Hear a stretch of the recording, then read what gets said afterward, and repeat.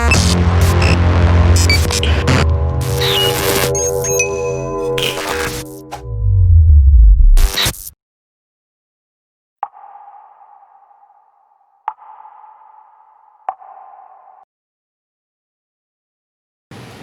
sekalian rahmat Allah Subhanahu wa taala. Segala puji bagi Allah Subhanahu wa taala senantiasa kita panjatkan padanya, karena tidak ada yang berhak dipuji kecuali Allah Subhanahu wa taala. Kalau ada sebagian dari kita kebaikan yang kemudian mengundang pujian dari orang, hakikatnya itu adalah pujian kepada Allah. Maka tidak boleh orang itu memuji seseorang berlebihan kepada siapapun, bahkan kepada Rasulullah SAW. Ya, boleh memuji Rasulullah, boleh, sangat boleh sekali, tapi tidak boleh memuji Rasulullah SAW melebihi dari porsinya. Karena yang berhak dipuji hanyalah Allah Subhanahu wa taala. Siapapun tidak ada yang berhak. Maka pujian kepada manusia adalah pujian yang sifatnya mu'allaq, jadi bergantung. Kalau dia memuji Allah karena itu, maka itu dibolehkan. Makanya kan ada sebuah hadis Rasulullah SAW, dalam sebuah hadis disebutkan, ini disebutkan oleh Imam Nawawi rahimahullah di dalam kitabnya Riyadhus Shalihin, ya. Beliau menyebutkan bahwasanya jika kamu beramal kemudian ada orang tuh muji-muji terlalu berlebihan, ambil tuh pasir, lemparkan mukanya. Kenapa? Ini menjatuhkan orang. Orang kalau dipuji, lama-lama akhirnya apa? Sombong. Dan ini peluang setan. Dan ini kekufuran. Karena yang berat sombong adalah Allah Subhanahu wa taala. Baik. Salam dan salam senantiasa kita haturkan kepada junjungan kita Nabi Muhammad sallallahu alaihi wasallam, suri tauladan kita dan penuntun kita. Semoga kita termasuk orang-orang yang mendapatkan syafaat dari beliau, dan juga salawat dan salam terlimpah kepada keluarga beliau, dan semoga juga terlimpah pada para sahabat dan tabi'in dan tabi'in. Semoga kita termasuk di dalamnya. Jemaah sekalian yang dirahmati Allah Subhanahu wa taala, tema kita adalah istiqomah, ya, di tengah musibah ataupun saya boleh katakan pandemik gitu ya. Musibah yang menimpa.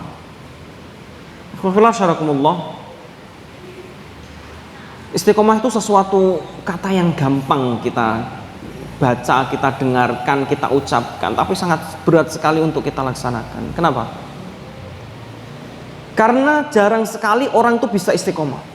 Sebagian orang bisa mungkin beramal, sholat tahajud panjang, dia membaca surat-surat panjang, Alif Lam Mim, surat Al-Baqarah gitu ya. Bisa. Tapi jarang sekali orang bisa istiqomah. Satu hari bisa dia, satu malam ini sholat tahajud 3 jam, besok 3 jam, belum tentu besoknya lagi dilaksanakan. Makanya banyak para ulama memberikan tips-tips, nanti akan saya sampaikan beberapa tips supaya orang itu bisa istiqomah. Sama sekali rahmatullah subhanahu wa ta'ala, musibah yang menimpa pada seseorang, ya, kalau saya boleh sekarang ini corona dan lain sebagainya, itu hakikatnya adalah sesuatu yang kita bikin, sesuatu yang kita di awal itu sudah memicu itu.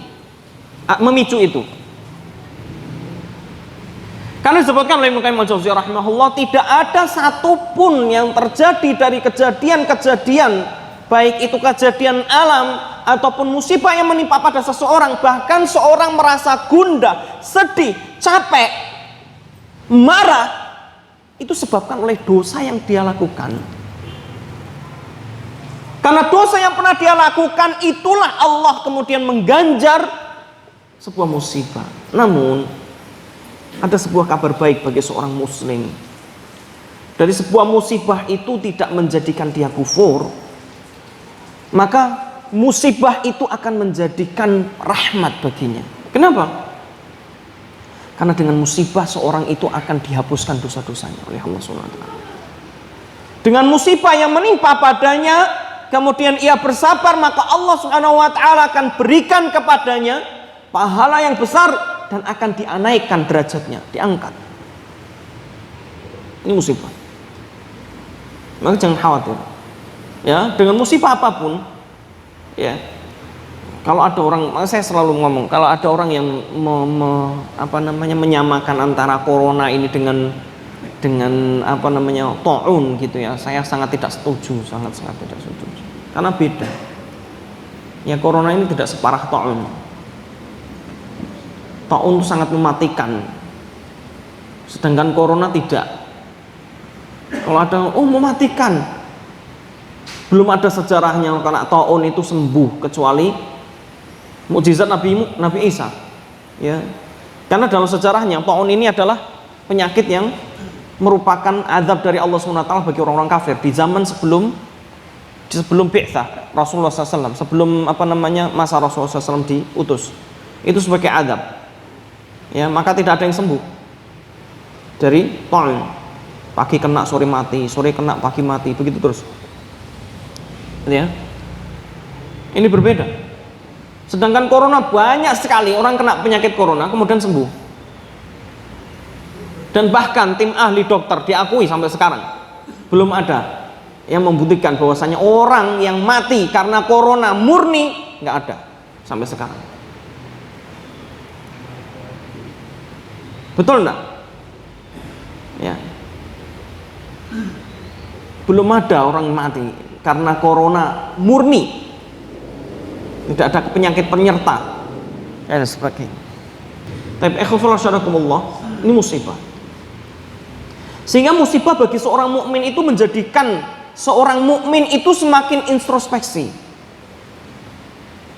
Seorang melihat musibah itu justru akan semakin takut, semakin dekat kepada Allah Subhanahu wa taala. Yang menjadi kecurigaan dari saya sampai sekarang. Gitu ya. Ada salah seorang jamaah saya tuh polisi. Kemarin sempat ngobrol-ngobrol gitu. Saya kok sanksi dengan ini, Ustaz. Kayak ini bikinan ini ya, ini kayak konspirasi katanya. Saya bilang saya percaya corona ada, tapi corona ini kadang-kadang membuat orang jauh dari Allah. Ya, masjid ditutup, ya, saking takutnya. Ini loh, saya gambarkan akidah kita mulai diacak-acak. Maka bagaimana bisa istiqomah? Akidahnya diacak-acak, rasa takutnya kepada Allah Subhanahu wa taala yang itu merupakan salah satu inti sebuah ibadah seorang, itu diacak-acak. Orang rasa takutnya kepada corona itu bagaikan momok yang sangat mematikan. Ya. Musibah itu semakin menjadikan seorang mukmin itu takut kepada Allah Subhanahu wa taala, dan ini inti sebuah ibadah. Kenapa? Kalau seorang ibadah, seorang sholat tidak ada rasa takutnya kepada Allah Subhanahu wa taala, bagaimana mungkin bisa diterima? Bagaimana mungkin dia bisa istiqomah? Kenapa para ulama itu disebut orang-orang yang istiqomah? Karena mereka punya rasa takut kepada Allah Subhanahu wa taala sangat tinggi. Ya. Ini salah satunya. Kenapa punya rasa takut kepada Allah sangat tinggi? Karena mereka punya ilmu, tahu. Ya, istiqomah itu dalam definisinya, kalau dalam bahasa secara bahasanya itu ya, istiqomah dari kata koma itu berdiri. Maksudnya lurus. Kalau lurus artinya adalah seorang itu hidupnya lurus, lempeng gitu ya, nggak belok-belok. Makanya Rasulullah SAW juga menggambarkan sebuah garis yang lurus. Ini loh jalanku yang lurus, kemudian gambar jalan-jalan belok. Ini jalanku, jangan kau, ini lurus, ini jalan menuju Allah Subhanahu wa taala. Jangan kalian mengikuti jalan-jalan yang cabang-cabang ini. Niscaya kalian akan berpecah belah dan kalian akan tersesat pasti. Ini zaman Allah SWT. Lurus, maknanya apa? Lurus hidupnya. sesuai dengan garis yang digariskan oleh Allah Subhanahu wa taala, sesuai dengan tuntunan dari Allah Subhanahu wa taala. Maka kalau saya mengutip sebuah perkataan dari Syekh Nasruddin Al-Albani rahimahullah, beliau mengatakan sesungguhnya hidup kita ini, ya, kita hidup di dunia ini bagaikan perjalanan kita menuju Allah. Hakikatnya semuanya tuh berjalan menuju Allah Subhanahu wa taala. Dan pasti ketemu Allah. Namun yang membedakan dari perjalanan seseorang itu jalannya. Ada yang jalannya lari, ada yang jalannya nyantai, ada yang merangkak-rangkak, ada yang bahkan jalannya bagaikan kura-kura kalau kata beliau. Mathlas sulahrat, seperti kura-kura. Ya. Tetapi kata beliau, yang diperintahkan oleh Allah Subhanahu wa taala itu supaya senantiasa istiqomah di jalan ini, senantiasa berada di jalan ini sampai ketika Allah mengambil nyawanya. Sampai ketika Allah Subhanahu wa taala mencabut nyawanya. Masih di jalan ini. Jalan kita itu seperti kura-kura, Pak. Sholat tahajud ya biasa-biasa saja. Bahkan ada yang tidak. Baca Quran baru 5 menit sudah pedes matanya. Iya, baru 5 menit itu pedes. Karena nggak biasa. Giliran nonton gitu ya, mohon maaf ya. Atau mantengin WhatsApp gitu ya, nggak penting juga dipenting-pentingkan. Yang aneh lagi, sudah komat ya, bukanya cepat-cepat segera ke soft, buka WhatsApp dulu. Aneh nih. Naudzubillah min dzalik. Bahkan dia udah telat sholat nih, imamnya sudah ruku Allahu Akbar. Ya, tunggu dulu lah, nanti 1 rakaat dulu lah, gitu ya. Ini kenapa?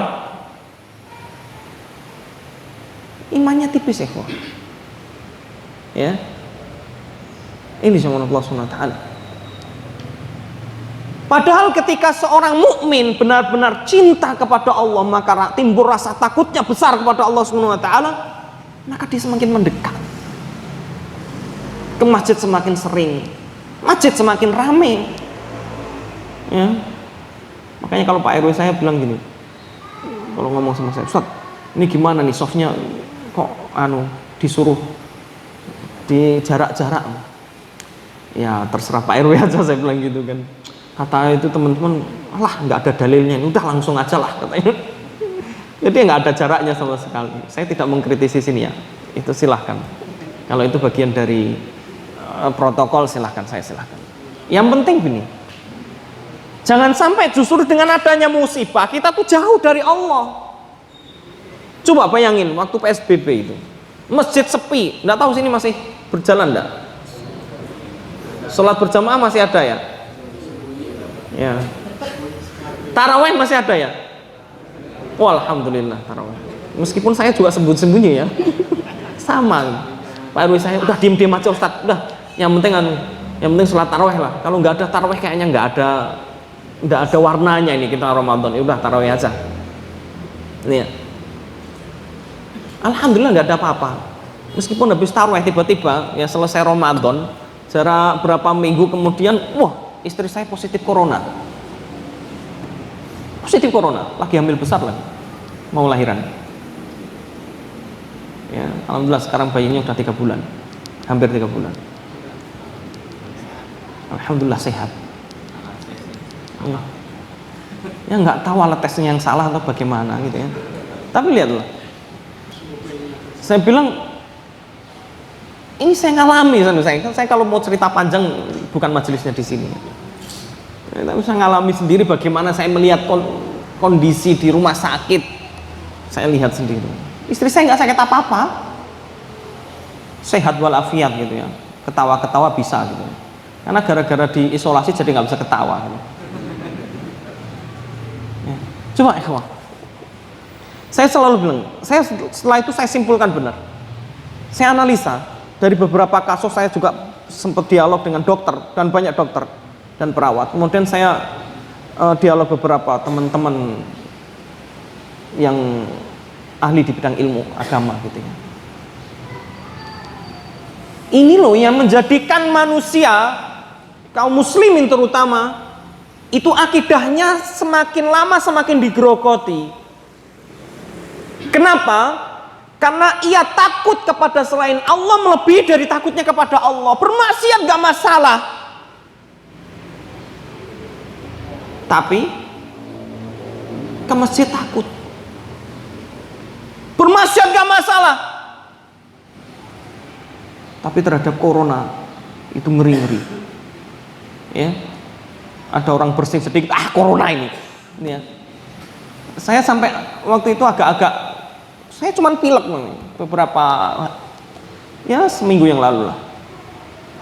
Selama seminggu itu pilek, nggak sakit, alhamdulillah nggak sakit, nggak panas, nggak apa-apa. Jadi nggak enak mau ke musola, mau ke masjid itu. Iya, pilek pilek nih corona ini ya.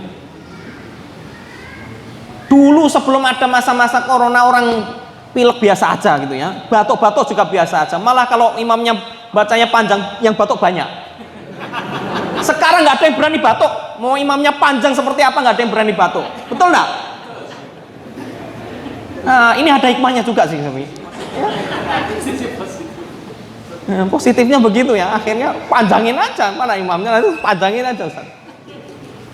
Coba, ini loh. Padahal dengan musibah itu, kalau Rasulullah SAW bilang, dalam sebuah hadis sahih diriwayatkan oleh Tirmidzi, hadis disebutkan Ibnu Majah juga, khamsu hisal, ada lima perkara atau 5 musibah. Kata Rasulullah SAW, aku khawatir ini menimpa pada kalian, wahai muhajirin. Beliau lagi tausiah kepada kaum muhajirin. Khawatir kalau menimpa pada kalian, dan aku berharap tidak menimpa pada kalian. Karena 5 musibah ini disebabkan oleh 5 dosa. Salah satunya, ini poin utama di sini saya sampaikan terkait dengan pandemi ini. Itu beliau mengatakan, wa ma dhaharatil fahishatu fi qaumin qad. Tidaklah sebuah perbuatan keji, zina, itu menyebar dan tampak di kalangan manusia hatta a'lanu biha. Kemudian mereka itu menyebar mengiklankan. Maksudnya mengiklankan itu apa ya? Mengekspos. Nah, saya kadang-kadang susah ngomongnya. Ya. Hatta a'lanu, mereka ekspos, kemudian seneng, bangga dengan dosa zina. Illa fasya fihim ta'im, kata Rasulullah SAW, kecuali akan menyebar di kaum tersebut penyakit ta'un wal auja, dan penyakit menular yang lainnya yang mematikan. Al auja itu al wajah allati lam takun fi aslafihim, yang belum pernah ada sebelumnya. Corona katanya baru, meskipun nggak baru-baru amat sih sebenarnya. Ya. Menurut beberapa ahli itu sebenarnya nggak baru-baru amat. Ya, 2 tahun yang lalu sudah ada, cuman disimpan, nggak disebarin dulu.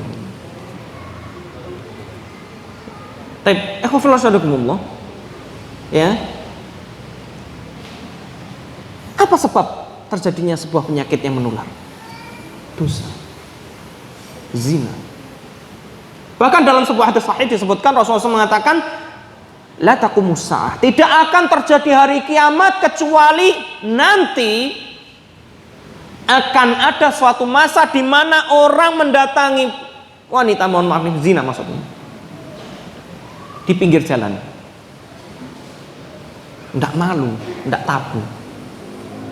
Wal khairu minhum, orang yang paling baik di antara mereka, artinya orang yang paling baik nih di zaman itu, di daerah itu mengatakan, zinanya jangan di sini, di balik dinding itu, gitu, bahasa Rasulullah SAW gitu. Maksudnya di balik dinding itu apa? Ya jangan di sinilah, itu loh. Ridho dengan zina. Lihat, ini. Maka harusnya dengan itu kita bertobat. Loh, saya nggak pernah zina, Ustaz. Iya, bisa jadi nggak pernah, tapi sekitarnya ada. Diam terhadap kemaksiatan. Coba, Padahal seorang muslim yang paling ringan dosanya, yang paling ringan imannya, mohon maaf, yang paling ringan imannya, itu kalau melihat kemaksiatan apa? Benci, ya enggak? Hatinya benci. Bisa ngomong, bilangin. Bisa merubah dengan tangannya, dengan kekuatannya, dengan kuasaannya, rubah. Cegah. Nggak bisa ngomong, nggak bisa, minimal itu benci. Nah ini dengan kemaksiatan nggak benci, senang. Belum lagi kemusyrikan terjadi di mana-mana, bahkan dilegalkan di televisi. Apalagi acara kemusyrikan. Gimana nggak Allah murka? Sedangkan kemusyrikan orang menjadi tontonan, senang dengan kemusyrikan, senang dengan sihir. Penyihir itu hukumannya dibunuh dalam Islam karena membahayakan. Nah ini malah senang. Gimana mau Allah ridho? Nah corona ini sebenarnya sebagai apa ya, peringatan dari Allah. Maka dengan adanya musibah ini bukan menjadikan seorang jauh, tapi jadikan justru dekat dengan Allah Subhanahu wa taala, mendekat sedekat-dekatnya, minta ampun kepada Allah Subhanahu wa taala. Ya. Ini ya, kawan. Maka di tengah musibah ini harus perbanyak baca Al-Qur'an. Perbanyak sholat. Jangan ditinggalkan masjid ini. Ya. Jangan tinggalkan. Kalau memang harus menjaga protokol kesehatan, jaga, nggak apa-apa. Yang penting jangan tinggalkan. Saya sangat sedih sekali di masa PSBB kemarin itu. Ya, qadarullah, takdir menangan lain ya. Saya sebelum PSBB itu saya sudah diisolasi duluan karena saya sakit ini. Sakit sebulan langsung diisolasi. Ya, itu awal-awal corona masuk Indonesia, Maret itu. Awal Maret diisolasi menderita ya. Karena apa, nggak ada yang jagain, petugasnya aja nggak berani deketin gitu ya. Itu sampai masya Allah ya, padahal nggak jelas, belum jelas juga negatif positifnya, nggak jelas. Itu waktu itu hasilnya untuk menunggu 10 hari. Sekarang swab menunggu 10 hari baru muncul ya hasilnya. Itu saya sudah dinyatakan negatif gitu ya, negatif 2 kali swab.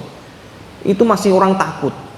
Malah ada sebagian warga ya, tetangga itu diceritain Pak RW, nggak boleh saya pulang. Nah kalau saya nggak boleh pulang terus kemana, ngapain? Rumah-rumah saya ya, meskipun saya ngontrak tapi rumah saya itu terserah saya, nggak boleh pulang. Toh saya nggak ketemu mereka yang nggak bolehin pulang. Ini loh, saking takutnya sama corona. Maka istiqomah Allah paling utama adalah yang susah sekali, itu istiqomah dalam kesabaran. Dari seluruh bentuk sabar. Kalau sabar itu ada 3 macam para ulama. Saya agak cepat, takutnya cepat-cepat selesai ini. Kadang-kadang kalau saya sudah jam 6 atau saya habis subuh itu suka suka nggak enak gitu kan, orang-orang sudah mulai berubah duduknya begitu ya. Oke. 1, sabar dalam musibah. 2, menghadapi musibah ya, dan takdir Allah Subhanahu wa taala, apapun takdirnya. Jadi ditakdirkan miskin, sabar. Ya, nggak usah khawatir, cuma di dunia. Ya. Kemudian yang kedua adalah sabar menghadapi sabar untuk menahan diri dari maksiat. Ya, ada maksiat, ada kesempatan, sabar, tahan. Ya, sebagaimana sabarnya Nabi Yusuf. Yang ketiga, sabar dalam menjalankan syariat Allah, menjalankan ketaatan kepada Allah. Sholat butuh sabar, butuh sabar. Dan ini berat, nggak gampang. Ya, sholat butuh sabar, iya. Kalau nggak butuh sabar, banyak yang batuk-batuk. Cuman karena corona nggak berani batuk itu tadi.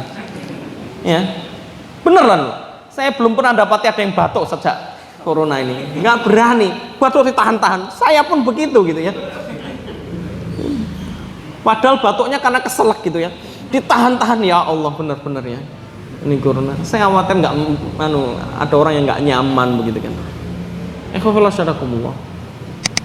Kesabaran dan sabar dalam menjalankan ketaatan itu berat. Maka Allah SWT menyebutkan tentang kesabaran itu tidak hanya sabarlah, enggak. Bahasanya apa? Isbiru wasabiru warabitu. Ya. Sabar dan musabar. Apa itu musabar? Pertama, saling menasihati dalam sabar. Kedua, istiqomah dalam sabar. Saling menasihati dalam sabar. Marah-marah, sabar, dinasihati temannya. Ya. Sedih karena musibah, sabar. Capek sholat, sabar. Ya. Capek baca Al-Quran, sabar. Kalau sabar, pasti akan mendatangkan keberuntungan dunia dan akhirat, pasti. Janji Allah. Maka ketika seorang mampu untuk bersabar dalam menjalankan 3 macam tadi sabar, maka Allah akan berikan kekuatan yang tidak dimiliki oleh orang biasa. Allah katakan di dalam Al-Quran surat Al-Anfal. Lihat, saya akan kisahkan beberapa kisah-kisah yang ada di dalam Al-Quran yang mungkin bapak-bapak dan ibu-ibu sudah sering mendengar ini, tapi kita ambil pelajarannya. Lihat, yang pertama ketika Allah SWT mengatakan iyakum minkum ishruna sabirun, 20 orang sabar. Lihat, Allah berikan kekuatan lebih. 20 orang sabar, ishruna sabirun yaglibu mi'atain, bisa mengalahkan 200 orang kafir. 1 banding berapa, Pak? 10. Ini kalau orang duel, perang, ya, kaum muslim perang lawan orang kafir gitu ya. 1 orang, kalau orang ini orang sabar, bisa mengalahkan 10 orang. Makanya kemudian Allah lanjutkan di ayat-ayat berikutnya. Al-ana khaffafallahu ankum wa alima anna fikum dha'fa. Ya. Al-ana khaffafallahu ankum wa alima anna fikum dha'fa. Hari ini Allah meringankan. Karena Allah tahu mulai melemah imannya, mulai melemah keyakinannya, mulai melemah tuh takwanya. Saya minta izin mau minum dulu ya, boleh nggak? Bismillahirrahmanirrahim. Iya, kering ya. Ini langsung aja deh, ribet nih.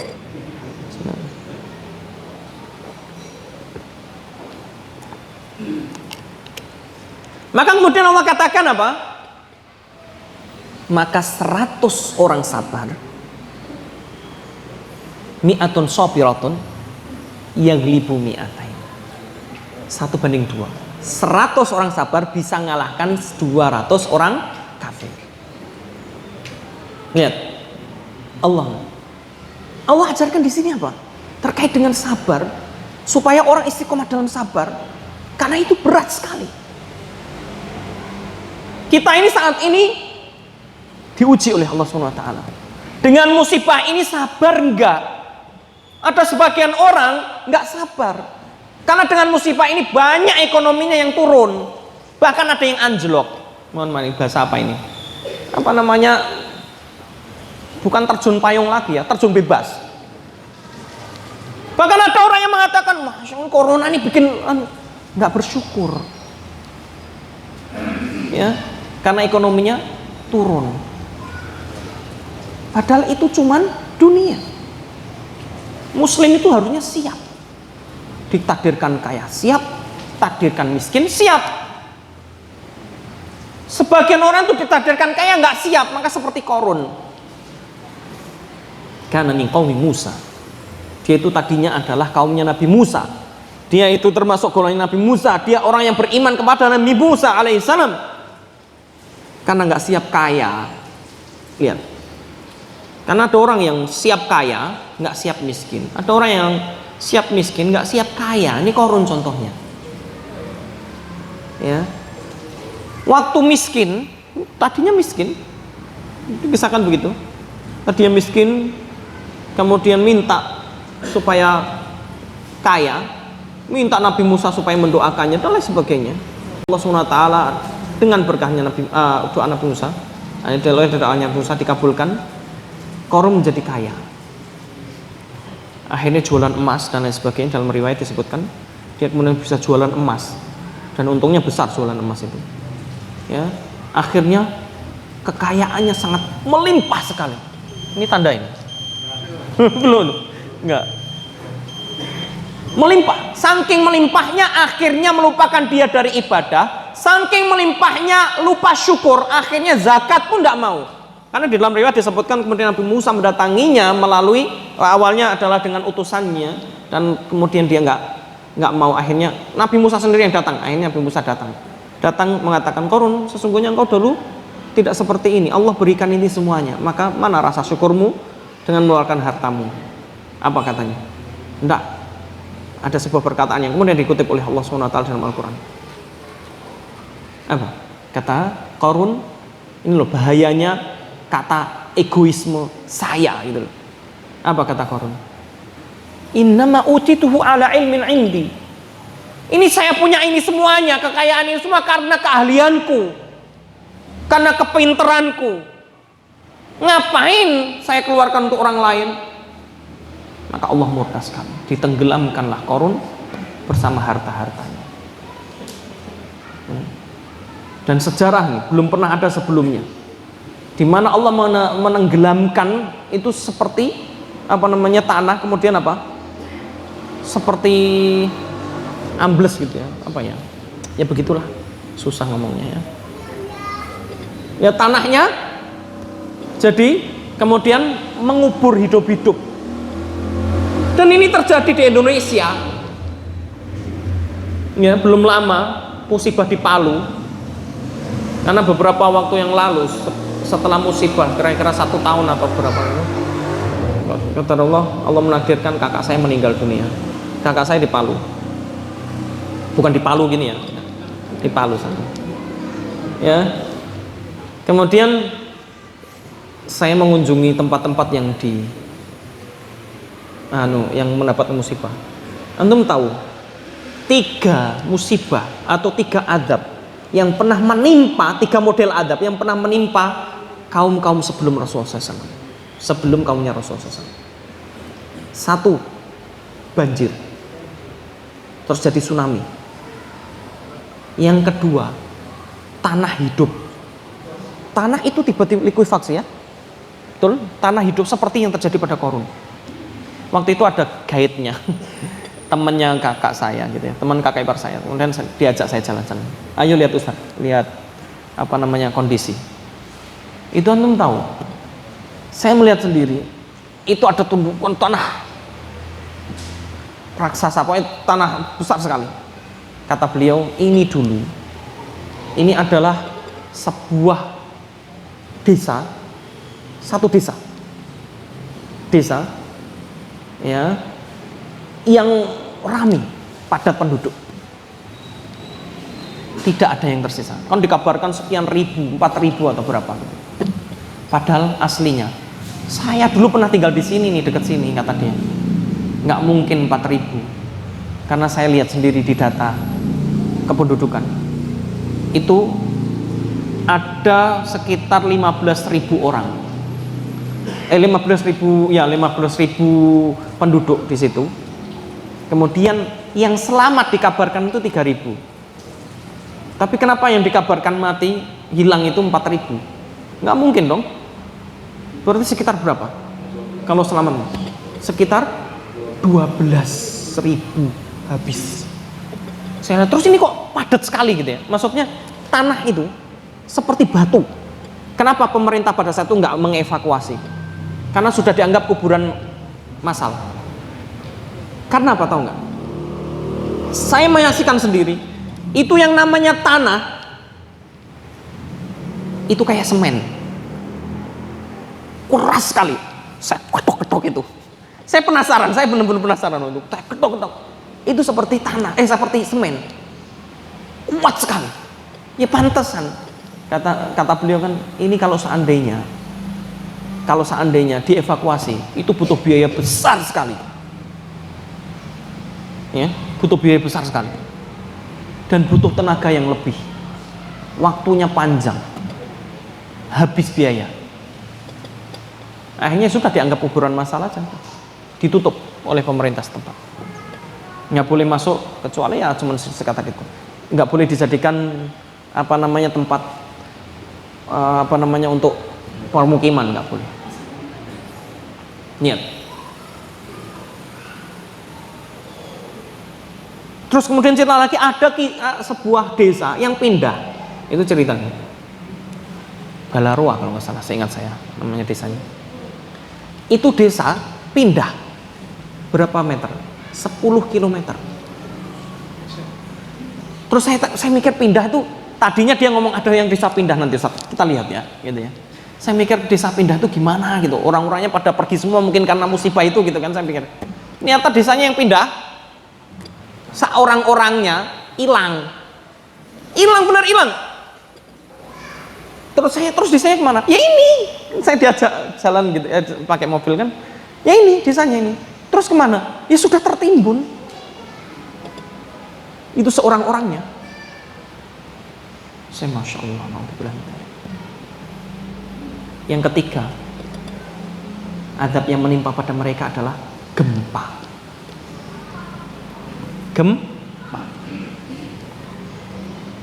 Dan menjadikan tanah-tanah itu menjadi retak.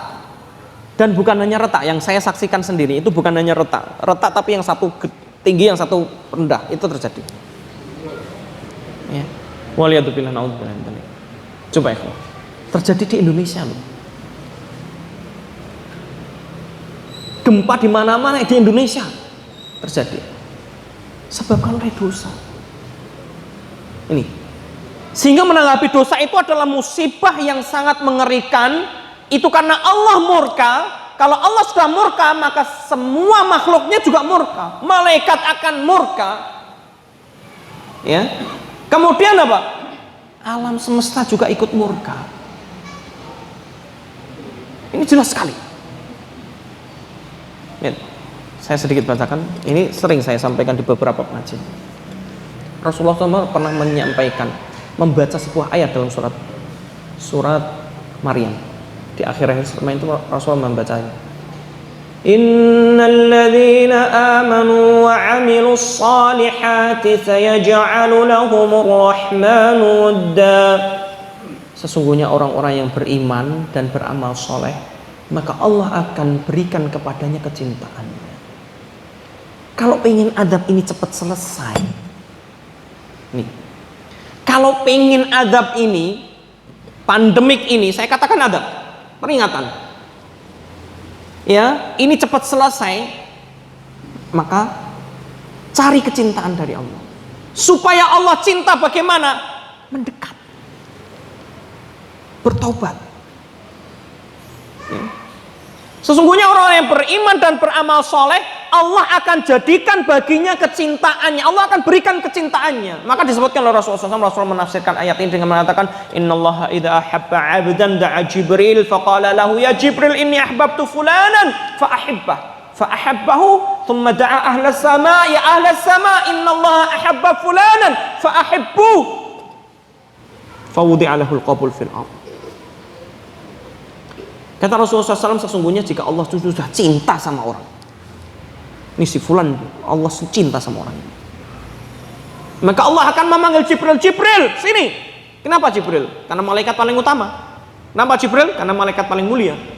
Ada 3 malaikat paling mulia derajatnya. Pertama Jibril, kedua malaikat pembagi rizki. Siapa? Mikail atau Mikal. Yang ketiga siapa? Malaikat peniup sangkakala, Israfil.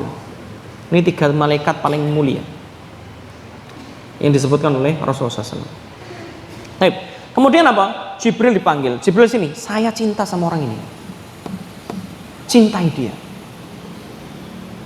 Maka kemudian Jibril mencintainya. Jibril panggil tuh seluruh penduduk langit dari kalangan malaikat. Semua malaikat. Allah tuh cinta sama orang ini. Cintai dia. Kemudian seluruh malaikat mencintainya, sehingga kemudian dia diletakkan di muka bumi ini dalam kondisi qabul, alias diterima, alias dicintai, alias diridhoi. Kalau orang itu sudah dikabul, Pak, berarti predikat dia takwa pasti. Itu kalau orang sudah dikabul oleh Allah SWT. Karena Allah berfirman di dalam Al-Quran surat Al-Maidah mengatakan, innama yataqabbalullahu minal muttaqin. Sesungguhnya Allah SWT itu menerima hanyalah dari orang-orang yang bertakwa. Kalau amalan kita itu diterima, berarti pada saat itu takwa. Makanya Umar bin Khattab ini, athar Umar itu mengatakan apa? Seandainya aku tahu ada satu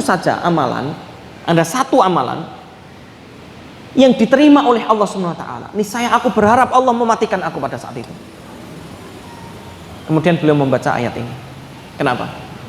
Karena kalau orang yang diterima amalannya, berarti pada saat itu bertakwa predikatnya. Nah, dimatikan pengennya. Mati dalam kondisi takwa. Masalahnya nggak ada yang tahu amalan kita diterima apa enggak. Sholat imamnya agak panjang sedikit gitu ya. Kalau sekarang nggak berani batuk mungkin ya. Ngaji baru sedikit sudah capek, matanya pedes ya. Coba infak malas, datangi pengajian ogah, ngantuk katanya ya. Datangi pengajian tuh ngantuk. Padahal ini saya ceritakan, Rasulullah itu pernah tausiah di hadapan para sahabat. Antum tahu? Dari habis subuh sampai zuhur. Selesai nggak? Enggak. Habis zuhur, break doang, break sholat. Habis zuhur dilanjutkan sampai asar. Selesai? Belum. Habis asar dilanjutkan sampai maghrib, baru selesai. Mikir, Pak, pernah ada pengajian seperti ini? Bubar, Pak ya. Baru 2 jam aja sudah kemeng kakinya. Kenapa? Karena kesabaran dalam keimanannya kurang, sehingga menyebabkan seorang itu berat untuk beramal soleh, capek beramal soleh. Kenapa para sahabat itu orang-orang yang kuat? Coba bayangkan 1 jam itu cuma 1 rakaat mungkin ya, atau 2 rakaat 1 jam ya. Kalau kita taraweh baru sampai jam 9 lebih 1/4 itu sudah diprotes. Udah banyak yang protes ya. Kenapa? Karena udah capek katanya. Memang capek. Kalau di dunia nggak mau capek ya mati. Betul kan? Lo memang capek. Mohon maaf, orang berbuat baik itu capek. Orang yang melakukan dosa, maksiat, capek nggak? Saya tanya, orang yang bermaksiat capek nggak? Nggak ada yang nggak capek. Capek. Butuh biaya nggak? Sama, butuh biaya. Bahkan ada yang bayar 80 juta ya. Untuk maksiat doang loh, ngabisin duit 80 juta. Itu saya kasihkan, saya bikin rumah tahfidz selesai ya. Saya bisa biayai ustadznya banyak, seneng saya. 80 juta cuma untuk maksiat. Coba, capek, butuh biaya, iya enggak? Pilih mana? Capek dan butuh biaya dalam kebaikan atau dalam kemaksiatan? Tergantung kita. Sama-sama jelas sekali kata Allah SWT dalam surat An-Nisa ya. Kata Allah SWT jelas sekali, katakanlah ya, jika kalian itu ta'lamun, kalian merasa sakit ketika beribadah. Konteks dalam ayat ini sebenarnya masalah perang. Kalau kalian perang itu merasa sakit ya,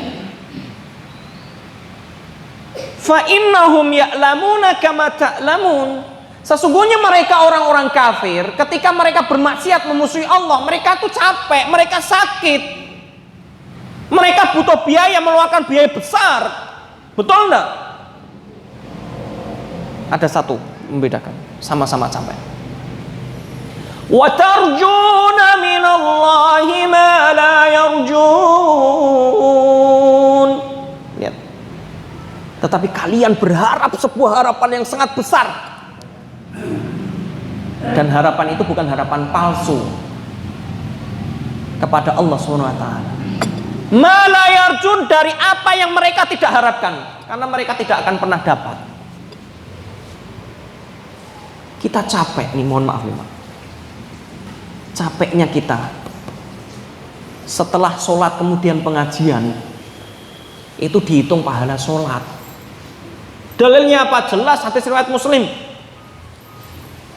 ya. Seorang itu kalau menunggu sholat ataupun setelah sholat kemudian tidak beranjak, dia berzikir, maka dia dihitung pahala sholat selama itu juga. Enggak mau. Makanya Rasulullah SAW habis subuh apa yang dilakukan? Enggak langsung pulang tidur, enggak. Apa yang dilakukan Rasulullah SAW? Selesai sholat subuh, zikir. Setelah zikir baca Quran, ya, ataupun zikir pagi dan sore. Sampai kapan? Sampai matahari terbit sempurna, syuruk. Sholat 2 rakaat baru pulang. Maka selama itu juga dihitung pahala sholat, dianggap sholat. Bapak datang 10 menit sebelum adzan, ya, nunggu waktu adzan, nunggu waktu sholat, maka dia mendapatkan pahala sholat. Kenapa? Yang menjadikan dia tidak beranjak, yang menjadikan dia tetap di situ, itu karena sholat. Maka menunggu sampai waktu sholat tiba dan kemudian menunggu selesai sholat dengan berzikir ataupun apapun gitu ya yang bermanfaat, ya, maka dia menjadikan pahala sholat. Karena yang menjadikan dia berhenti di situ, malah yahbisuhu, apa yang menjadikan dia terikat di situ adalah karena sholat. Maka sama Allah SWT, maka ada tips di akhir ini supaya orang itu bisa istiqomah. Yang pertama yang disebutkan oleh para ulama, ini yang disebutkan oleh Syekh Utsaimin rahimahullah, adalah yang pertama ilmu. Banyak menuntut ilmu. Dengan ilmu orang tahu bagaimana seorang bersikap. Dengan ilmu tahu bagaimana dia harus beramal. Dengan ilmu dia tahu apa yang harus dia jauhi, apa yang ia lakukan. Ini berilmu dulu. Orang kalau nggak tahu ilmu, Pak, bagaimana bisa jalan? Nggak tahu jalannya, ya. Oh, jalan ke sana nggak tahu saya. Maka dia harus tahu ilmunya. Ini, makanya ilmu itu sebagaikan cahaya menerangi, supaya menerangi jalan. Ini ya. Dan ilmu Allah SWT tidak akan diberikan kepada orang yang bermaksiat kepada Allah. Ini sama Allah SWT. Yang kedua, tipsnya adalah jangan pernah menunda amalan. Jangan pernah menunda amalan. Mau infak, sebentar lah, nanti kalau duitnya udah agak banyak. Begitu banyak, bakhil. Aduh, lumayan nih kalau buat beli, nggak jadi. Iya nggak? Pengen sholat tahajud gitu ya. Kalau sudah bangun nih, sudah bangun karena kencing gitu ya, kencing bangun gitu ya, habis itu aduh nanti aja deh jam 3, nanti aja saya jam 4, nggak jadi, akhirnya ketiduran, malah subuhnya bablas. Kenapa? Karena menunda amalan. Jangan pernah tunda amalan. Kalau pengen, oh khawatir nggak bisa bangun, laksanakan sebelum tidur. Mau ngapal Al-Quran nanti dulu deh kalau udah nggak sibuk. Ya, sibuk terus, ya, begitu dia nggak sibuk, sakit, mati habis itu, nggak akan. Jangan pernah tunda amalan, karena menunda amalan itu banyak sekali peluang setan masuk. Kalau engkau pengen infak, segera laksanakan sekarang juga.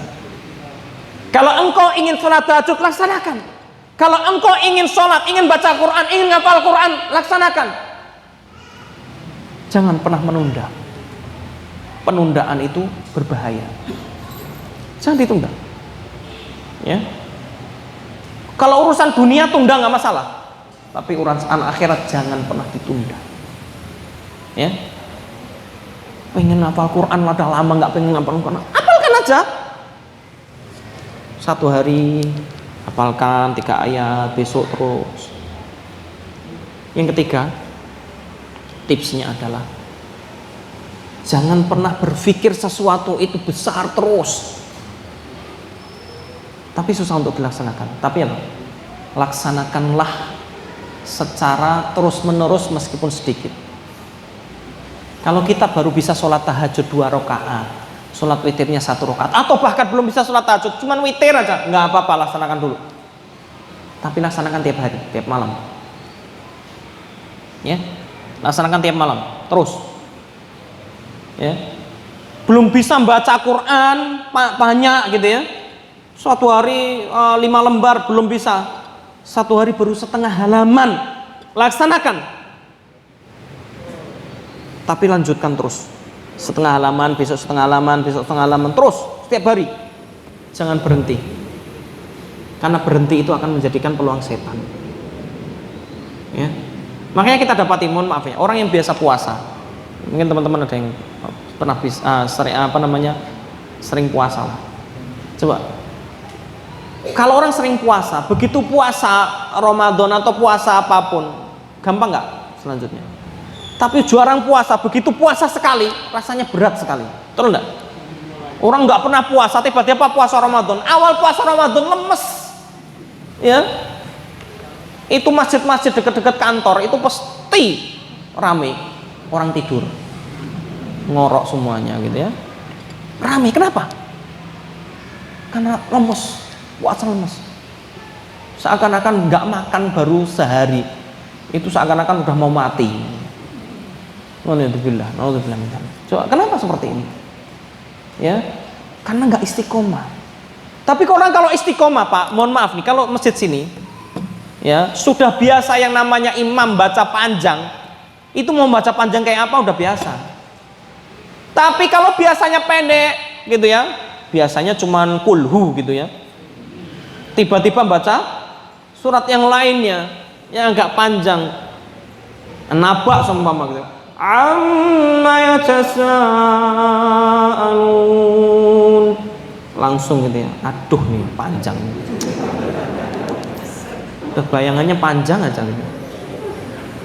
Ini menunjukkan apa? Karena nggak istiqomah, imannya juga nggak istiqomah, berat Pak, berat. Kemudian apa yang disebutkan oleh Syekh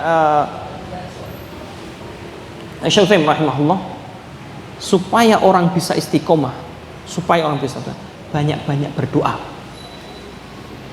minta kepada Allah istiqomah. Ya Allah, berikan aku istiqomah dalam kebaikan. Dan banyak doa dan hampir banyak sekali doa yang diajarkan oleh Rasulullah SAW tentang istiqomah. Ya muqallibal qulub, tsabbit qalbi ala dinik. Ini bagian dari doa istiqomah. Ya Allah, ya yang maha membolak-balikkan hati, ya, teguhkan hati kami dalam agamamu, supaya senantiasa teguh. Nih, banyak doa. Kemudian banyak zikir yang kelima. Berapa? Yang keempat ya? 5. Banyak zikir. Dan zikir yang paling baik adalah membaca Al-Quran. Karena dengan banyak zikir akan menjadikan dia ingat Allah Subhanahu wa taala. Selalu ingat Allah menjadikan dia semakin cinta dan takut. Cinta yang menyebabkan takut, takut yang menyebabkan cinta. Apa? Karena dia takut akan azab Allah, takut murka Allah SWT. Dan karena itulah menimbulkan dia semakin sayang, semakin cinta kepada Allah SWT. Maka karena cinta, apapun dituruti. Itu kalau orang cinta, Pak. Cinta sejati itu begitu. Kalau belum apapun yang dituruti, belum cinta sejati itu. Tapi cinta sejati nggak boleh kepada makhluk. Cinta sejati hanya kepada Allah SWT. Ya, apapun yang dikatakan Allah turuti, mau masuk akal kayak atau enggak, ya nggak masuk akal sekali turuti, saking cintanya pengen menuruti semuanya, ya. Kemudian rasa takutnya kuat kepada Allah Subhanahu wa taala sehingga menjadikan apa? Tadi semakin dia semangat beribadah. Orang kalau ingat terus kepada Allah Subhanahu wa taala dimanapun dia berada, di masjid ingat, di pasar ingat. Kalau di masjid ingat, di pasar nggak ingat, akhirnya terjadi apa? Kemaksiatan, menipu dalam perdagangan, ya kan? Timbangannya ini sering terjadi nih, dalam timbangan, ya, beli buah gitu. Saya pernah beli buah duren gitu ya. Ini mateng ya, ada bau-baunya sih sebenarnya. Kemudian ya mateng. Beli 5, nggak ada yang bisa dimakan 5-5-nya. Ya, beli buah ditimbang, ya 3 kilo, beneran tuh itu 3 kilo, saya lihat sendiri 3 kilo. Tapi perasaan kok lebih ya, gitu ya. Begitu ditimbang lagi di rumah 2,5 kilo, coba bayangin. Ini terjadi benar nyata dan saya pernah ngalami. Ya, Masya Allah. Saya heran, ini timbangan yang rusak apa sengaja dirusak ini? Ini coba, nggak bakal berkah Pak. Antum jualan seperti apapun, untung sebesar apapun, kalau tidak benar nggak akan berkah. Janji Allah lewat lisan Rasulullah SAW yang mulia, apa yang dikatakan? Al-bay'ani bil khirari ma lam yatafarraqa fa in sadaqa wa bayyana burika lahum fi bai'ihima. Wa in kadzaba wa katama muhiqat barakatu bai'ihima. Dua orang jual beli, yang penjual dan pembeli itu boleh memilih tawar menawar. Ya, ini khiyar majlis, ini salah satu dalilnya. Kemudian dikatakan fa in sadaqa wa bayyana.